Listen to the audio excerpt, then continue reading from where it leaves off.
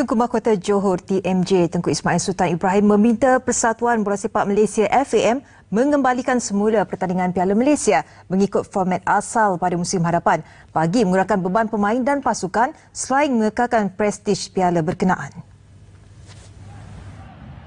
Format baru Piala Malaysia bermula musim lalu apabila ia diadakan serentak bersama saingan Liga Super, Liga Perdana dan Piala FA. Sebelum ini, pertandingan Piala Malaysia diadakan secara berasingan selepas Liga Super, Liga Perdana dan Piala FA selesai. Mungkin kita perlu buat kajian balik berkenaan dengan Piala Malaysia untuk main akhir pertandingan terakhir sekali. Mari kita ada Liga dan FA Cup dan Piala Malaysia macam biasa. Bukan ada Piala Malaysia macam mana yang baru-baru ni FM LLP buat. Kerana itu akan menjejaskan setiap pasukan kerana kita sahajalah liga dalam dunia ni yang main 3 game berapa 2 game dalam masa 3 hari. Beliau malam semalam hadir pada majlis perjumpaan bersama ahli gabungan FAM di Bandar Hilir, Melaka.